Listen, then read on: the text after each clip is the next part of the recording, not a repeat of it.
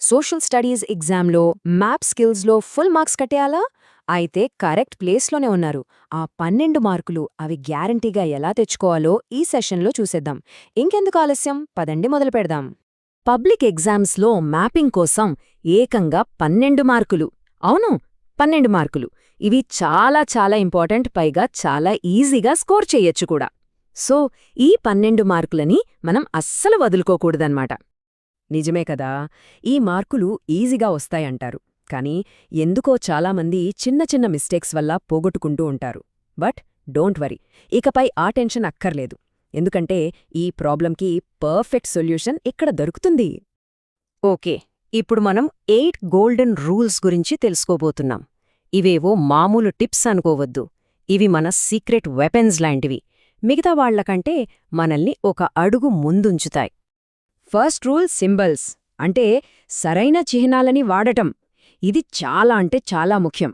Cities లేదా క్యాపిటల్స్కి ఒక dot, నదులకు ఇలా వంకరగా ఉండే లైన్, ఆర్ పర్వతాలకి ట్రయాంగిల్. ఇలా కరెక్ట్ సింబల్ వాడితేనే మ్యాప్ క్లియర్గా, పర్ఫెక్ట్గా ఉంటుంది.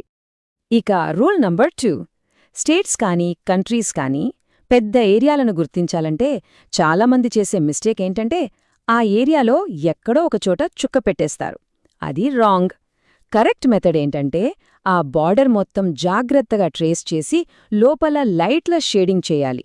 చూడ్డానికి కూడా ప్రొఫెషనల్గా ఉంటుంది, మార్కులు కూడా పక్కాగా పడతాయి. మనకొక కామన్ ప్రాబ్లం వస్తుంది కదా, గోవా, సిక్కిం లాంటి చిన్న చిన్న స్టేట్స్ లేదా యూరప్లో దగ్గరగా ఉండే కంట్రీస్, వాటి పేర్లు అక్కడే రాద్దామంటే మ్యాప్ అంతా గజిబిజిగా మెస్సిగా అయిపోతుంది. అసలు ఏం రాశారో కూడా అర్థం కాదు. మరి దీనికి సొల్యూషన్ ఏంటి? అదే మన 3వ రూల్, యారో మార్క్ టెక్నిక్. ఇది చాలా సింపుల్ అండ్ స్మార్ట్ సొల్యూషన్. ఏం చేయాలంటే ముందుగా ఆ చిన్న ఏరియాని షేడ్ చేయాలి. తర్వాత అక్కడ్నుంచి ఒక యారో మార్క్ బయటకి ఏదైనా ఖాళీ ప్లేస్కి, అంటే సముద్రం లాంటి చోటికి డ్రా చేసి ఆ యారో చివర పేరు క్లియర్గా రాయాలి. అంతే, మ్యాప్ నీట్గా ఉంటుంది. ఓకే, రూల్ నంబర్ 4 షేడింగ్ గురించే, కానీ ఇందులో ఒక ట్విస్ట్ ఉంది. అన్నిటికీ ఒకేలా షేడ్ చేయకూడదు. ఫర్ ఎగ్జాంపుల్, గంగా సింధు మైదానం లాంటి ఫ్లాట్ ఏరియాలకు స్మూత్గా ప్లేన్గా పెన్సిల్ షేడింగ్ చేయాలి. అదే దక్కన్ పీఠభూమి లాంటి ఎత్తుపల్లాలుగా ఉండే ప్రాంతాలకైతే ఇలా క్రాస్ హ్యాచింగ్, అంటే అడ్డగీతలతో షేడ్ చేయాలి. దీనివల్ల అది ఏ రకమైన ల్యాండ్ ఫామో చూసిన వెంటనే అర్థమైపోతుంది. రైట్, ఇప్పటివరకు డైరెక్ట్ క్వశ్చన్స్ గురించి చూశాం. ఇప్పుడు అసలు విషయానికొద్దాం, ఇండైరెక్ట్ క్వశ్చన్స్, అంటే పరోక్ష ప్రశ్నలు. ఇక్కడే చాలామందికి మార్కులు పోతాయి. ఇందులో మాస్టర్ అయితే చాలు, టాపర్స్కి యావరేజ్ స్టూడెంట్స్కి తేడా ఇక్కడే వస్తుంది. ఈ 5వ రూల్ని అర్థం చేసుకోవడానికి ఒక ఎగ్జాంపుల్ చూద్దాం. ఎగ్జామ్లో ఇలా అడుగుతారు, పశ్చిమంగా ప్రవహించే నదులలో ఒకదానిని గుర్తించండి అని. చూడండి, ఇక్కడ వాళ్ళు నర్మదా లేదా తపతి అని డైరెక్ట్గా అడగలేదు. దాని క్యారెక్టర్, అంటే వెస్ట్ ఫ్లోయింగ్ అనే క్లూ ఇచ్చి గుర్తించమంటున్నారు. ఇలాంటి ప్రశ్నలకు ఆన్సర్ చేసేటప్పుడు చాలామంది చేసే పొరపాటేంటంటే మ్యాప్లో నర్మదా నదిని గుర్తించి పక్కన నర్మదా అని రాసేస్తారు. అలా చేస్తే ఫుల్ మార్క్స్ రావు. పర్ఫెక్ట్ ఆన్సర్ ఫార్మాట్ ఏంటంటే క్వశ్చన్లో ఇచ్చిన ఫ్రేజ్, అంటే పశ్చిమంగా ప్రవహించే నది అని రాసి దాని పక్కన బ్రాకెట్స్లో నర్మదా అని రాయాలి. ఈ ఫార్మాట్ అస్సలు మర్చిపోవద్దు. సరే, ఇప్పుడు మనం చివరి మెరుగుల దగ్గరికి వచ్చేసాం. ప్రెజెంటేషన్, ఇది చాలా ఇంపార్టెంట్. ఫుల్ మార్క్స్ పడాలంటే ఈ 2 చిన్న విషయాలు చాలా పెద్ద ఇంపాక్ట్ చూపిస్తాయి. ఈ 2 రూల్స్ అస్సలు మర్చిపోవద్దు. Rule number 6, question numbers. మీరు గుర్తించిన ప్రతి ప్లేస్ పక్కన దాని correct question number, for example 33A అని ఖచ్చితంగా రాయాలి. నంబర్ లేకపోతే మార్కులు రావు. అంతే. ఇక రూల్ నంబర్ 7, ఇండెక్స్ లేదా లెజెండ్. మ్యాప్కి కింద ఒక చిన్న బాక్స్ గీసి మీరు వాడిన సింబల్స్ దేన్ని సూచిస్తాయో క్లియర్గా రాయాలి. ఇవి చాలా ఈజీ మార్క్స్, కానీ మర్చిపోతే అంతే ఈజీగా పోతాయి. ఇండెక్స్ అంటే ఇలా ఉంటుందన్నమాట. చాలా సింపుల్. ఒక ట్రయాంగిల్ గీసి పర్వతం అని, ఒక డాట్ పెట్టి నగరం అని, ఒక వంకర లైన్ గీసి నది అని రాయాలి. ఇది చూస్తే పేపర్ కరెక్ట్ చేసేవాళ్లకి మీ మీద ఒక మంచి ఇంప్రెషన్ వస్తుంది. ఓకే, రూల్స్ అన్నీ పర్ఫెక్ట్గా నేర్చుకున్నాం, కానీ వేటిని ప్రాక్టీస్ చెయ్యాలి?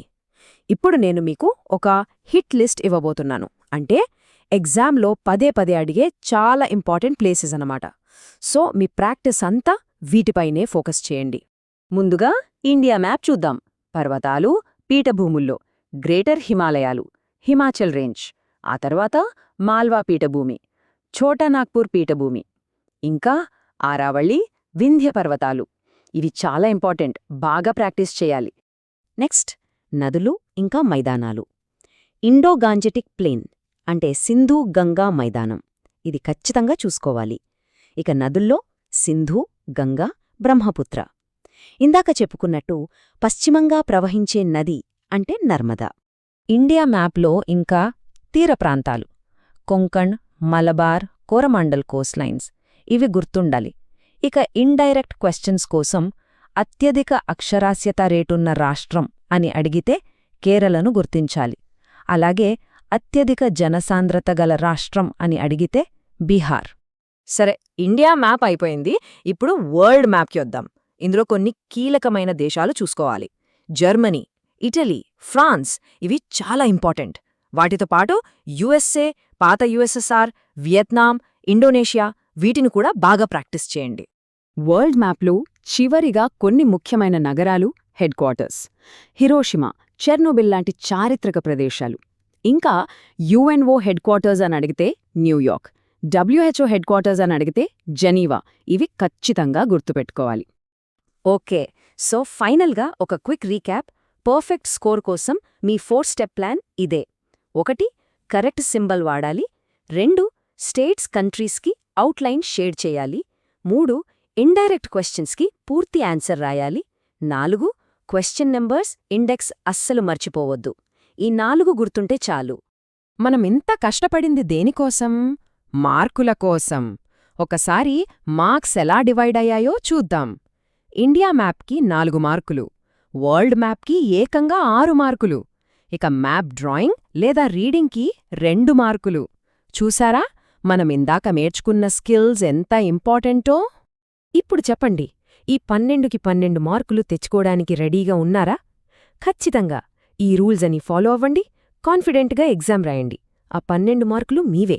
All the best!